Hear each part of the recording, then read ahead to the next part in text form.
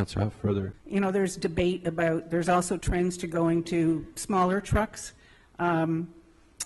because they're more nimble. What's the right kind of vehicle that's best for highway rescue, which is what we do a lot of out of that station. So just in terms of the necessity, I still would like to hear more at some point. I'm a big proponent of trying to reuse things and get maximum lifespan out of them. So if there's a way the fire services can take smaller vehicles and reallocate them to the smaller hauls, it makes a lot of sense. It means that we're maximizing our assets. We're not spending money that we don't have to.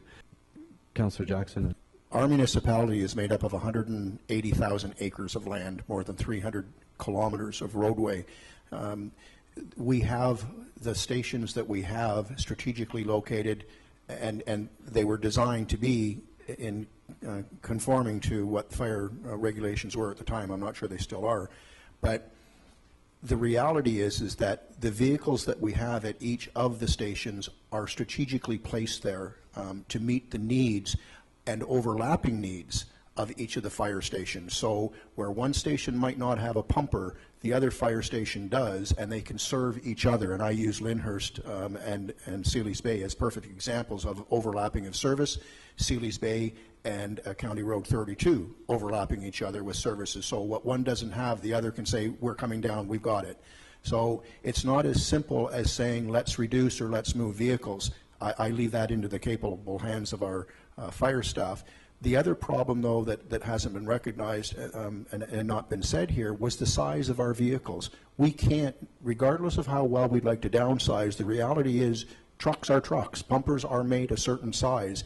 And for our vehicles to try and come out, well, never mind try and come out, try and back in to that two-bay fire hall is an impediment. It's a challenge, and I'm surprised we haven't had damage to our trucks, or perhaps we haven't. I don't want to know about it.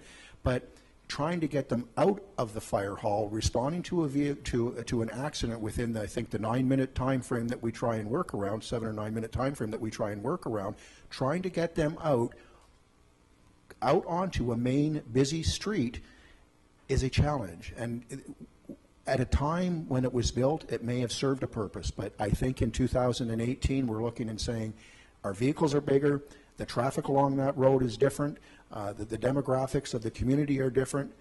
The place has to be moved. Chief? Just to go further than Councillor Jackson, you're right on the money with Councillor Huff.